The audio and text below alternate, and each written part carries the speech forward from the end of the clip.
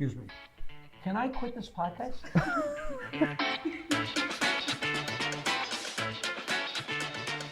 I told Eddie Murphy to stay in college so he'd have something to fall back on. I did great advice. Jackie, how about the lighter side of history? The lighter side. I'm not done laughing at my joke. Okay. I know a lot of things and I share them on the podcast and you don't care. What are we talking about? I can't get a word in edgewise on this show. I mean, it's... Here's how we sell it. Okay.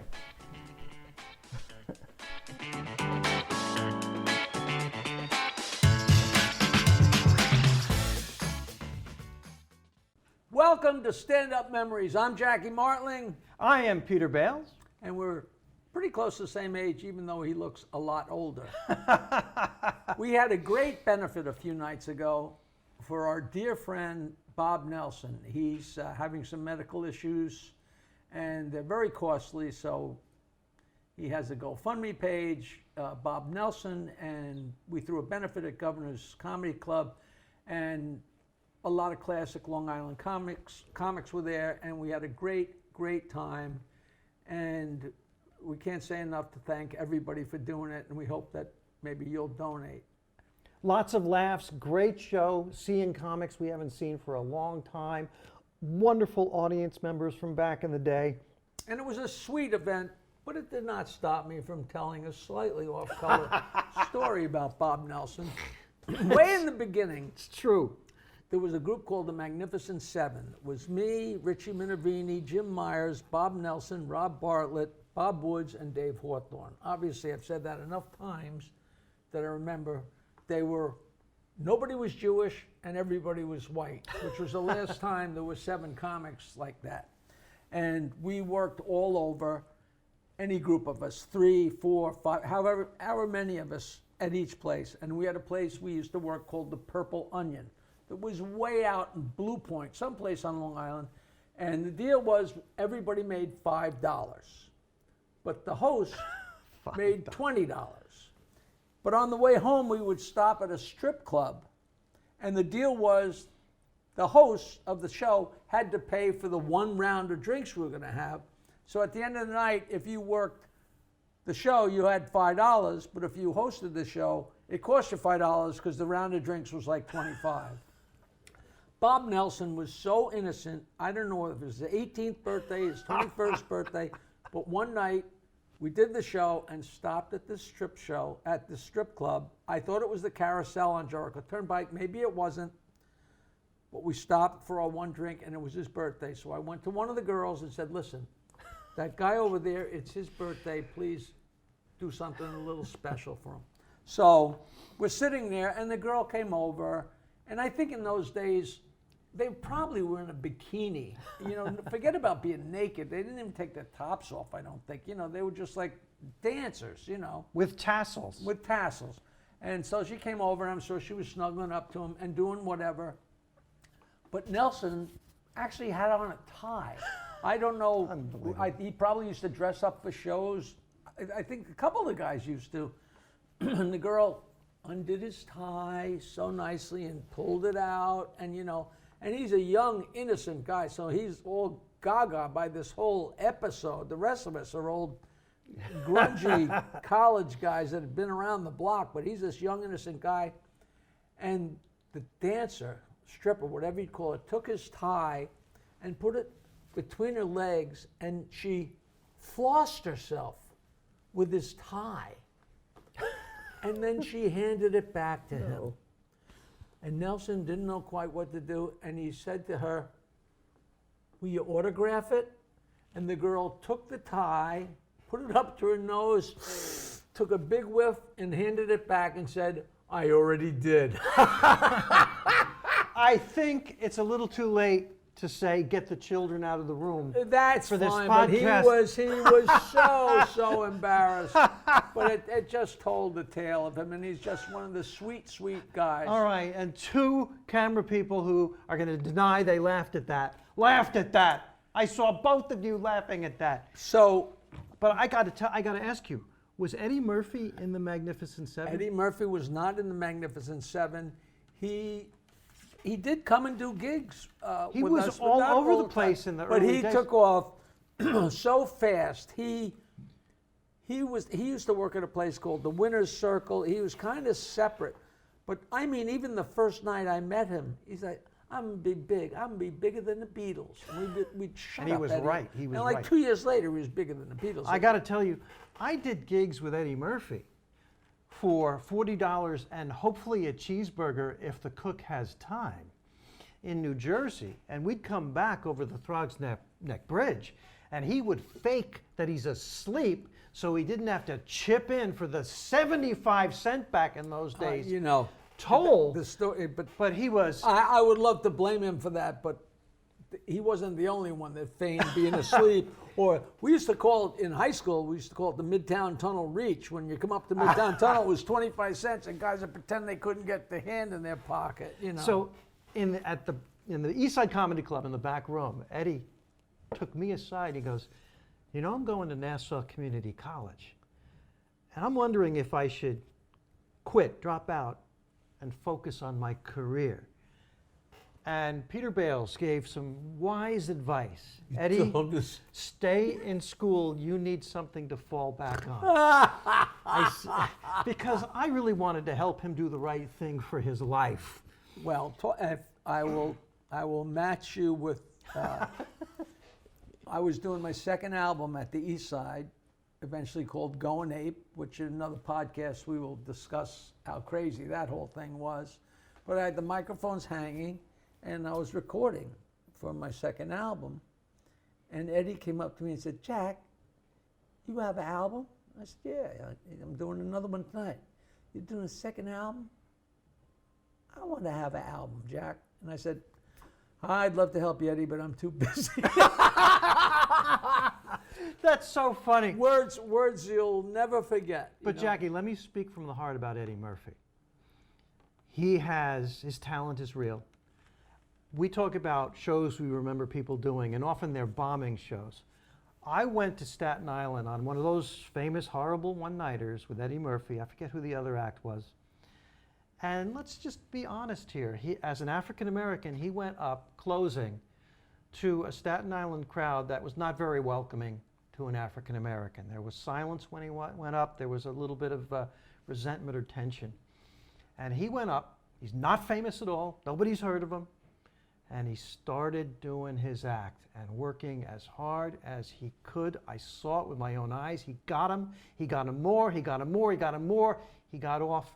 I saw it with my own eyes with a standing ovation. And this is an unknown Eddie Murphy. I saw it. Don't doubt. And that is not the his talent. easiest place for an African American, Staten Island. That is his talent. You might as well be in Alabama. And I got to see his talent, and he wasn't cruising on being famous. I remember he was at Rascals when he was famous, and he was testing out new material. And backstage, he said to me, "How do I know what's funny? They laugh at everything I say." Right. You know? You know what? The one thing that always annoyed me about him, he got Saturday Night Live, and then he'd show up at the East Side, and hey, Eddie, how's it going on Saturday Night Live? And I remember so distinctly him saying, "It's so easy. It's so easy." You know, Saturday Night Live. Yeah. It's so easy. It's so easy. All right, I refuse to be intimidated one more second by him. I got to tell you a story. Okay. There was a guy that I knew from high school that was a great, great guitar player in a band called Hot Soup. And then when we started playing, he started playing in a lot of the same places under the name Mario. And he was a songwriter, folk singer, whatever. And then he changed his name to MC Oso. And a lot of the places where I worked, and my sister's now husband, Kevin Kelly, he had a band called Savoy Truffle, and we were the Off-Hour Rockers, and they were Full Circle, and we worked at the Neptune's pubs, and we worked at the Right Track Inn, blah, blah, blah. And years later, MC Oso has very, very bad cancer. And he's a Cuban American. He actually lived with me for a year in Bayville, with me and Bates and from the band. And he just was a friend. He was just a nut, a drinker and a pothead, and so talented and just a nut, photographer. And everybody loved him. You know, you wouldn't turn your head because he'd steal your wallet, but he was a great guy. And they say, listen, we've got to throw a benefit for MC Asso. And at the time, I was doing really, really well. And they said, Jackie, you got a headline. So I headlined a show at the brokerage, and all the proceeds are going to MC Oso. And he's been playing guitar forever. And the benefit was produced by his friend Mike, who was also a Cuban American. And he had a very, very pretty girlfriend who was also a Cuban American. And the benefit's coming up, he passes away. So we got to do this benefit, and they're going to use the money to bury him. But of course, you can't say anything. I can't go up there and say, the guy's dead. You know, I had to go up and do my act like nothing happened. So I went up and did my act, and then that was that. And I said, now, you know, MC's girlfriend, whatever her name is gonna, and she came out. It was a whole tear-jerking thing about, you know, MC passed away. And this beautiful, classic, red, hollow body, Guild guitar. Polished red like the day it was made in like 1958, and it was so beautiful. And she was like, Mike, you know, you were his best friend, and I know he would want you to have it. And she opened up the case and took out this stunning guitar.